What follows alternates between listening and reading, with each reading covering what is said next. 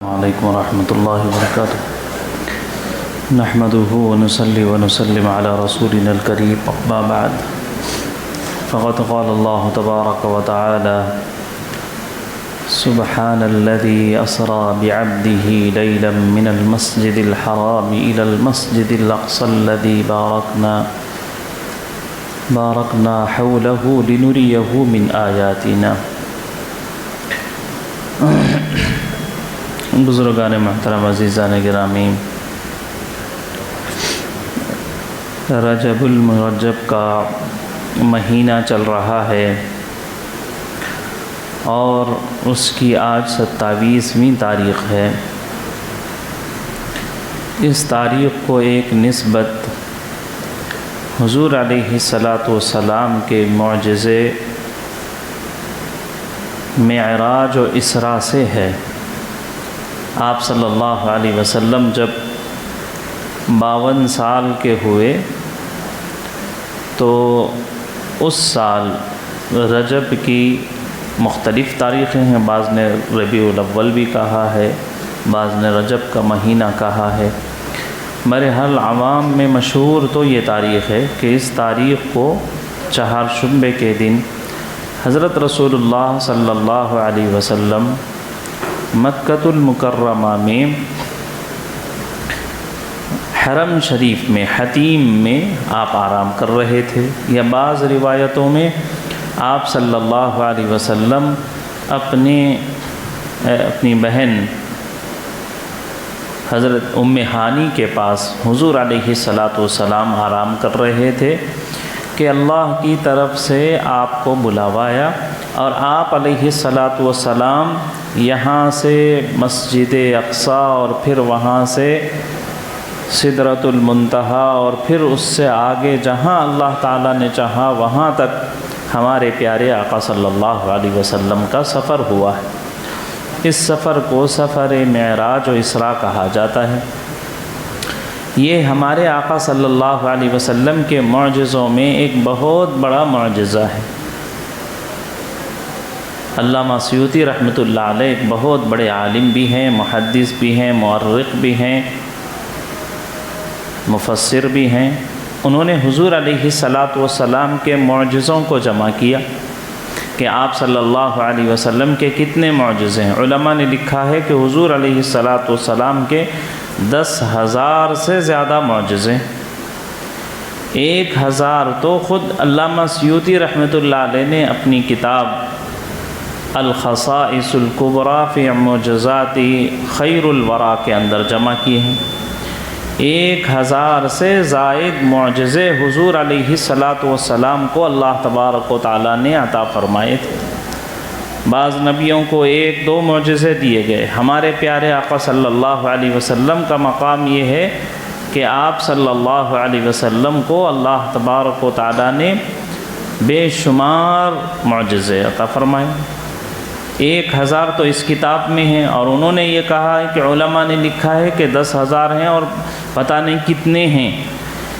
اتنے زیادہ معجزے ہمارے آقا صلی اللہ علیہ وسلم کو دیے گئے۔ ان میں سے ایک معجزہ قرآن شریف ہے جو زندہ جاوید ہے،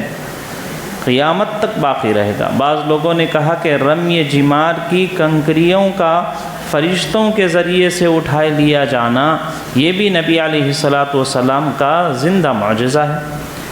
معجزے وہ ہوتے ہیں کہ جو نبیوں کی زندگیوں کے ساتھ خاص رہتے ہیں۔ جب انبیاء علیہ السلام پردہ فرماتے ہیں، دنیا سے رخصت ہو جاتے ہیں، تو اس معجزے کا اثر بھی ختم ہو جاتا ہے۔ حضرت موسیٰ علیہ السلام کو اللہ تبارک و تعالیٰ نے لاٹھی عطا فرمائی تھی، معجزے کے طور پر وہ پتھر پر مارتے تو اس سے پانی نکلتا، سمندر پر مارتے تو راستے بن جاتے۔ لیکن یہ اس کا مطلب نہیں ہے کہ یہ لاٹھی کا کوئی اثر ہے، جب تک وہ لاٹھی جس کے ہاتھ میں رہے گی اس وقت تک اثر کرے گی، ایسا نہیں ہے،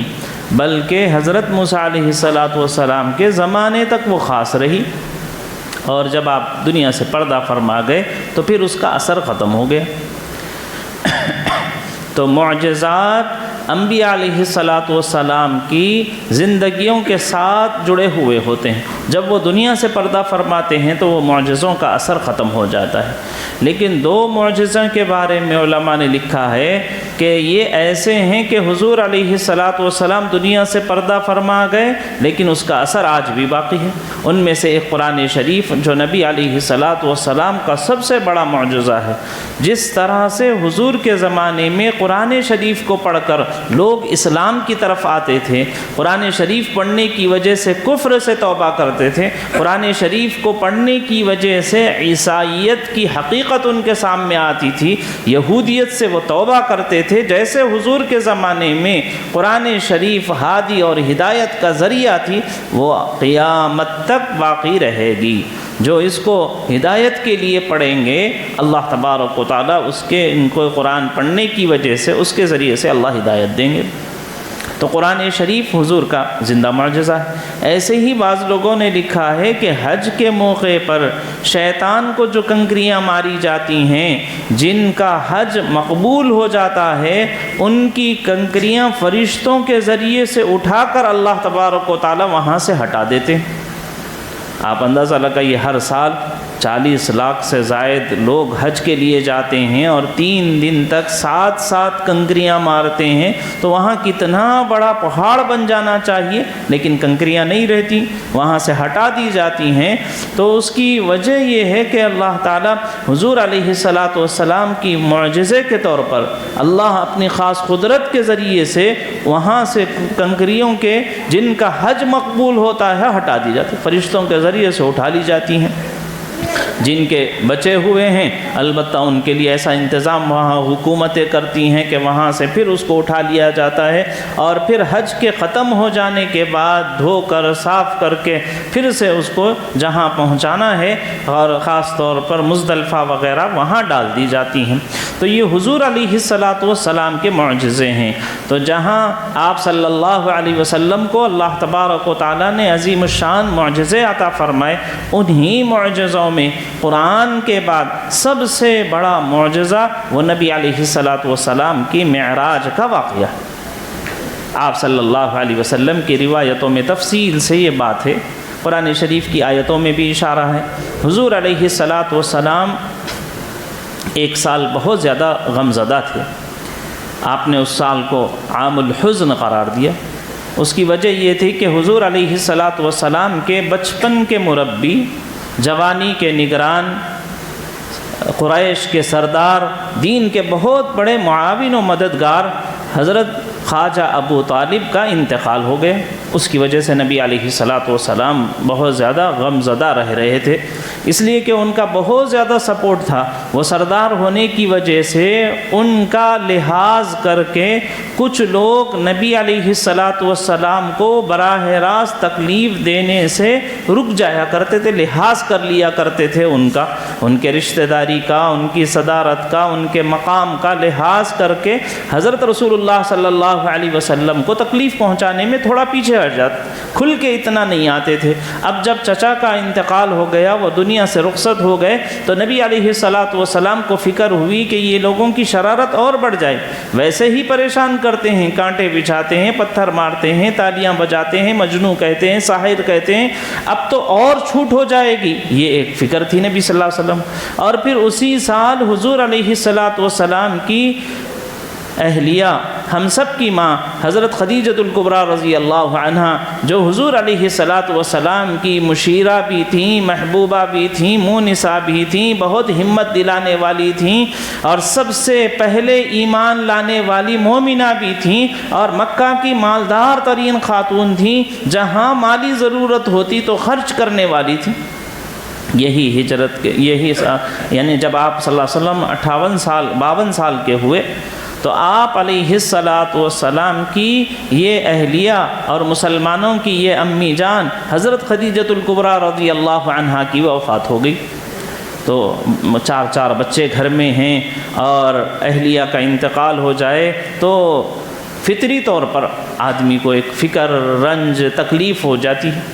پھر اسی سال حضور علیہ الصلاۃ والسلام نے یہ سوچا کہ چچا کا تو سپورٹ ختم ہو گیا ہے، ظاہری جو ان کے دنیاوی اسباب کے اعتبار سے جو ان کا تعاون تھا وہ ختم ہو گیا، تو آپ نے سوچا کہ یہاں سے قریب میں جو طائف ہے وہاں چلا جاؤں میں، اور وہاں کے سردار ننیالی رشتہ دار بھی ہیں اور ماموں کی نسبت بھی ہے، تو آپ صلی اللہ علیہ وسلم نے سوچا کہ وہاں جا کر وہاں کے لوگوں کو میں دعوت دوں، اسلام کی طرف بلاؤں، قرآن شریف ان کو سناؤں اور اللہ کے دین کی طرف ان کو بلاؤں۔ یہ غرض سے نبی علیہ الصلاۃ والسلام وہاں تشریف لے گئے۔ تو وہ لوگ سنتے کیا، بات قبول کرتے کیا، انہوں نے حضور علیہ الصلاۃ والسلام کے ساتھ بہت بدسلوکی کی، آپ کی شان میں گستاخی کی، کسی نے بات کرنا نہیں چاہا، مذاق اڑایا حضور صلی اللہ علیہ وسلم کا، کہنے لگے کہ آپ کے علاوہ کوئی نہیں ملا تھا، ایسے غریب آدمی کو نبی بنا کر بھیج دیا گیا تھا۔ ایک نے کہا کہ آپ کی وجہ سے نبوت کی توہین ہو جائے گی، آپ کو نبی بنانا۔ کسی نے کہا کہ نہیں، ہم تو آپ سے بات بھی نہیں کرنا چاہتے، آپ صحیح ہیں تو آپ کا انکار کرنا غلط ہو جائے گا، جھوٹ ہے تو پھر آپ سے بات کرنا ہی بیکار ہے۔ اس طرح کی یعنی باتیں جس سے نبی علیہ الصلاۃ والسلام کا دل بھر آیا، اور آپ علیہ الصلاۃ والسلام بہت زیادہ غم زدہ ہو گئے۔ اور جب واپس ہو رہے تھے تو ان نالائقوں نے اسی پر بس نہیں کیا کہ آپ صلی اللہ علیہ وسلم کو واپس جانے کے لیے مجبور کیا، بلکہ اوباشوں کو، شرارت کرنے والوں کو، گستاخی کرنے والوں کو آپ صلی اللہ علیہ وسلم کے پیچھے لگا دیا گیا۔ وہ پتھر برسا رہے تھے۔ حضرت زید بن حارثہ جو وہ حضور علیہ الصلاۃ والسلام کے جو غلام ہیں وہ ساتھ تھے، حضور علیہ الصلاۃ والسلام کو انہوں نے بچایا، ان کے بچانے میں پتھر آ کر ان کے سر پر لگا، جس کی وجہ سے سر پھٹا اور وہ خون ہو گئے۔ خود نبی علیہ الصلاۃ والسلام پر پتھر لگے اور آپ علیہ الصلاۃ والسلام کا جسم اطہر لہو لہان ہو گیا۔ آپ تھک کے کہیں بیٹھ جاتے، چل نہیں پاتے، تو آ کر آپ صلی اللہ علیہ وسلم کے کاندھوں میں اور مونڈھوں میں ہاتھ دے کر، بغلوں میں ہاتھ دے کر اٹھایا جاتا اور چلایا جاتا، اور جب چلتے تو پتھر مارے جاتے۔ آپ صلی اللہ علیہ وسلم اس کیفیت کے ساتھ، انتہائی تکلیف کے ساتھ، حضرت عائشہ رضی اللہ عنہا نے حضور علیہ الصلاۃ والسلام سے وہ فتوحات کے زمانے میں پوچھا کہ دعوت کے سلسلے میں، دین کے پھیلانے کے سلسلے میں، اسلام کے عام کرنے کے سلسلے میں، دعوت و تبلیغ کے سلسلے میں آپ کو سب سے زیادہ کب تکلیف پہنچی؟ کون سا دن آپ کا سب سے زیادہ کٹھن اور تکلیف دہ تھا؟ تو حضور علیہ الصلاۃ والسلام نے فرمایا طائف کا دن میری تاریخ کے اندر سب سے غم اور تکلیف کا دن ہے، کہ انہوں نے بدتمیزی بھی کی، بدسلوکی بھی کی، بد کلامی بھی کی اور پتھر بھی برسائے اور رکنے بھی نہیں دیا۔ تو حضور علیہ الصلاۃ والسلام کے ساتھ یہ حالات پیش آئے، تو اللہ تبارک و تعالیٰ نے ہمارے آقا جناب محمد الرسول اللہ صلی اللہ علیہ وسلم کے مقام کو بتانے کے لیے کہ ان کے پتھر برسانے سے آپ غم زدہ نہ، حالانکہ حضور علیہ الصلاۃ والسلام نے بھی اتنا سب ہونے کے بعد اللہ سے شکایت نہیں کی۔ جو دعا ہے دعا المستضعفین، اس میں نبی صلی اللہ علیہ وسلم نے کہا اللہم انی اشکو الیک ضعف قوتی وقلت حیلتی وہوانی علی الناس۔ حضور یہ نہیں کہہ رہے ہیں کہ اللہ آپ میری کچھ بھی مدد نہیں کریں، یہ نہیں کہا۔ آپ صلی اللہ علیہ وسلم کہہ رہے ہیں اللہم انی الیک ضعف قوتی، میں اپنی طاقت کی کمزوری، میرے پاس اور برداشت ہونا چاہیے تھا، میرے پاس اور طاقت ہونا چاہیے تھا، میں اور اسٹرانگ ہونا چاہیے تھا۔ یہ نہیں کہہ رہے ہیں کہ انہوں نے اتنا مجھ کو مارا ہے، آپ یہ کہہ رہے ہیں کہ میں ان کو برداشت نہیں کر پا رہا ہوں۔ آپ کو چاہیے تھا آپ اللہ سے شکایت یہ کرتے کہ آپ کی دین کی میں محنت کر رہا ہوں، یہ لوگ مجھے گالی دے رہے ہیں، یہ لوگ پتھر برسا رہے ہیں، یہ لوگ راستے روک رہے ہیں۔ آپ نے یہ نہیں کہا، آپ یہ کہہ رہے ہیں ضعف قوتی، میری طاقت کم ہے، میرے اندر برداشت نہیں ہو رہا ہے کہ میں ان کو برداشت کروں، وقلت حیلتی، اور مجھے کوئی اچھا حکمت نہیں آ رہی کہ ان کو کیسے دعوت دوں۔ میں نے ان کو بات پہنچائی، یہ انکار کر رہے ہیں، یہ مجرم ہے، یہ نہیں کہہ رہے ہیں۔ نبی صلی اللہ علیہ وسلم کہہ رہے ہیں قلت حیلتی، میرے پاس کوئی بہانہ ایسا نہیں ملا، کوئی بات کرنے کا سلیقہ انداز ایسا نہیں ملا کہ جس سے میں ان کو متاثر کر سکوں۔ یہ بہترین معلم ہونے اور یہ بہترین داعی ہونے کی نبی علیہ الصلاۃ والسلام کی صفت اس میں معلوم ہوتی ہے کہ آپ اتنی تکلیف آنے کے باوجود تکلیف دینے والے کی طرف بھی نسبت نہیں کر رہے، آپ سب اپنے اوپر لا رہے ہیں۔ ضعف قوتی وقلت حیلتی وہوانی علی الناس یا ارحم الراحمین یا رب المستضعفین الی من تکلنی، مجھے آپ کہاں بھیج رہے ہیں؟ الی قریب، کسی ایسے کے پاس بھیج رہے ہیں جو مجھ سے منہ پھیر کے چلے جا رہا ہے، ام عدو ملکتہ امری، جس کا سارا معاملہ، جس کا قلب آپ کے دل میں ہے، ایسوں کے پاس آپ بھیج رہے ہیں۔ یہ نبی علیہ السلام اس وقت میں دعا کر رہے ہیں جب ان لوگوں نے آپ کے ساتھ گستاخی کی اور آپ کو پتھر مارے اور آپ کا جسم مبارک لہو لہان ہو گیا ہے، حتیٰ کہ فرشتوں کو اس وقت میں جوش آ گیا اور اللہ سے کہنے لگے کہ ہمیں اجازت دیجئے کہ ہم جائیں گے، اور وہ آئے حضور کی خدمت میں اور کہا کہ ہم پہاڑوں کے ذمہ دار ہیں، یہ طائف اونچے علاقے پر ہے، اگر آپ کہیں تو ہم پہاڑ ملا کے ان کو ریزہ ریزہ کر کے زمین سے اس پوری بستی کو، صرف پتھر مارنے والوں کو نہیں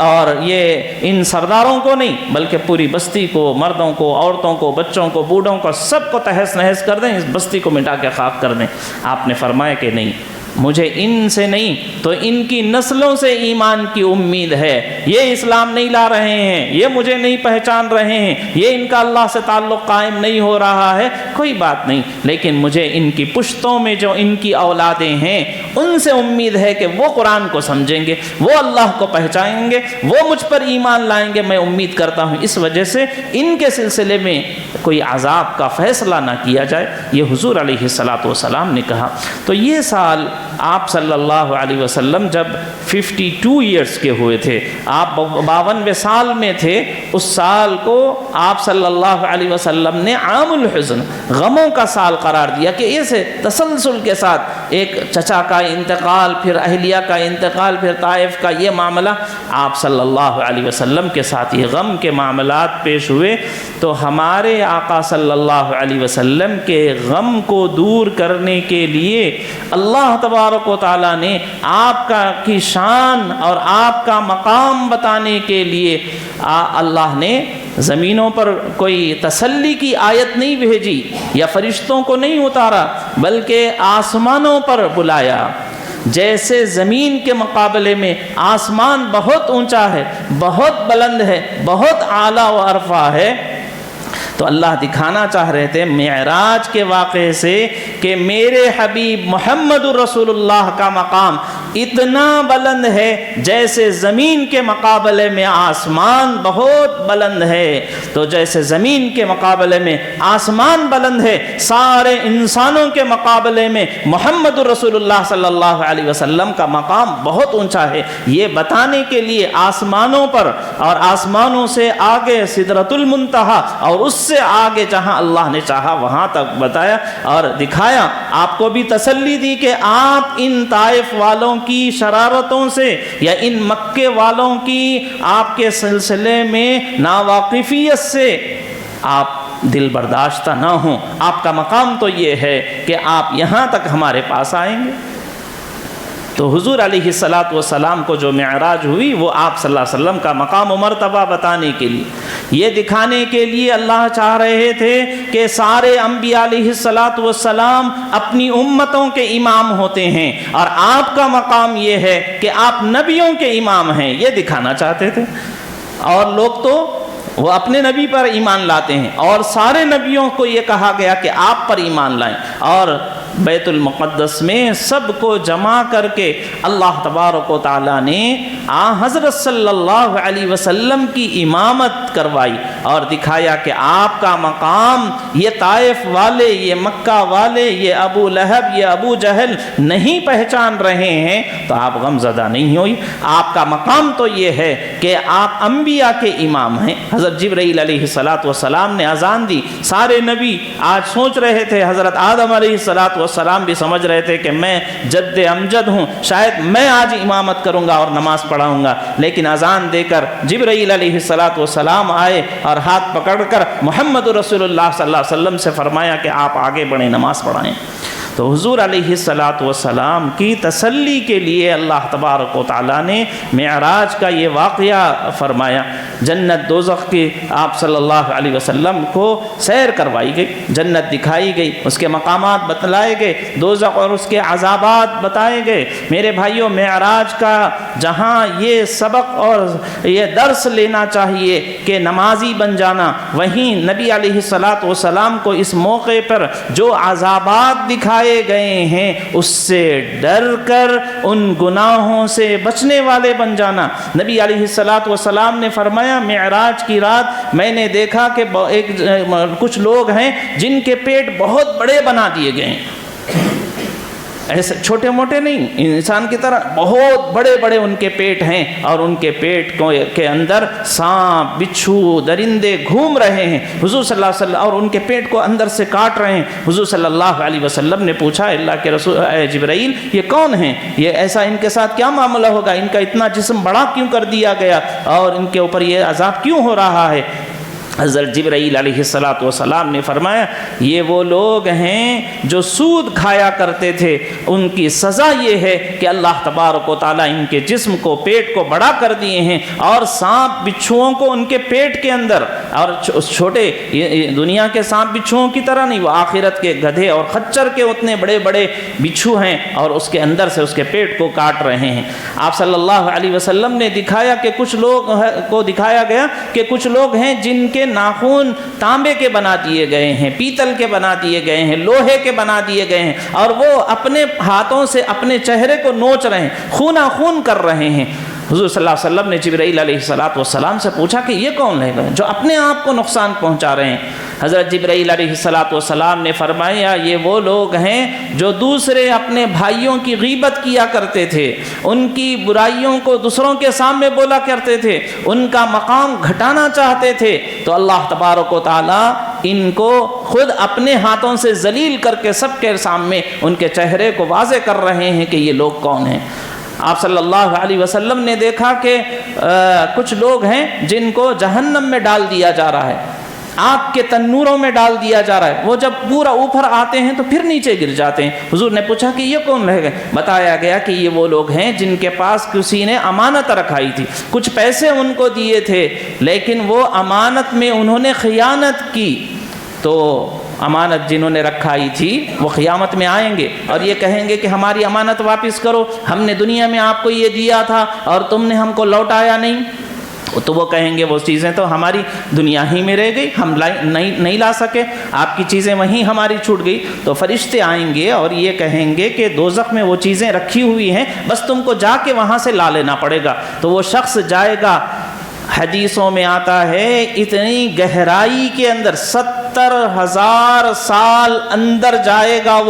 وہ امانت جو چیز اس نے لی تھی کسی کی امانت کے طور پر، کوئی سامان لیا تھا، کوئی چیز لی تھی، کوئی پیسہ لیا تھا، کوئی گاڑی لی تھی، کوئی زیور لیا تھا، کوئی بھی چیز لی ہوگی، قیامت میں اللہ تعالیٰ دوزخ میں اس کو رکھیں گے، اور اس شخص کو جس نے خیانت کیا ہے اس سے کہا جائے گا دوزخ میں نیچے اتر کر لاؤ۔ وہ جائے گا 70,000 سال جا کر وہ اٹھا کے پھر جب آئے گا چڑھنے جائے گا، فرشتے اس کو دھکا دیں گے، پھر نیچے چلے جائے گا، ایسے ہی معاملہ اس کے ساتھ ہوتے رہے گا۔ تو بتایا گیا کہ یہ خیانت کرنے والے لوگ ہیں، پبلک کا پیسہ ہے، امت کی امانتیں ہیں، اس میں خیانت کر رہے ہیں، یا کسی اور سے پارٹنرز ہیں ان کو دھوکہ دے رہے ہیں، یا کسی کے حقوق ہیں ان کو ضائع کر رہے ہیں، ان سب کے ساتھ یہ معاملہ۔ تو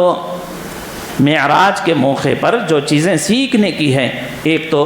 نماز کا تحفہ ہے، اور دوسرے یہ چیزیں بھی جو نبی علیہ السلام کو دکھایا گیا دوزخ اور جنت کا نظارہ، اور اس میں جو عذابات دکھائے گئے ان عذابات سے بچنے کا بھی درس ہے۔ جھوٹ بولنے سے بچنا، سود لینے سے بچنا، زنا کرنے سے بچنا، چوری کرنے سے بچنا، دھوکہ دینے سے بچنا، ملاوٹ کرنے سے بچنا، خیانت کرنے سے بچنا، یہ چیزیں کیا آج کے معراج النبی سے متعلق ہم کو یاد رکھنا اور سیکھنا اور اپنی زندگی کے اندر تبدیلی لانے کی ضرورت ہے۔ اللہ تبارک و تعالی مجھے اور آپ کو سبھی کو یہ توفیق نصیب فرمائے کہ جیسے اس بات کا ہم کو یقین ہے کہ یعنی حضور علیہ الصلاۃ والسلام کو اللہ نے ایک بہت بڑا معجزہ معراج النبی کا عطا فرمایا ہے، وہیں اس بات کا بھی یقین ہونا چاہیے کہ جتنے عذابات دکھائے گئے ہیں اگر وہ غلطی ہو رہی ہے ہم سے تو ہم پکڑے جائیں گے، اور جتنی اچھائیاں جنت کے بڑے مقامات دکھائے گئے ہیں اگر ہم نیکیاں کریں گے تو اس مقام کو حاصل کرنے والے بنیں گے۔ اللہ تبارک و تعالی ہم سب کو توفیق نصیب فرمائے، ہر چھوٹے بڑے گناہ سے اللہ ہماری حفاظت فرمائے۔ آمین وآخر دعوانا الحمد للہ رب العالمین۔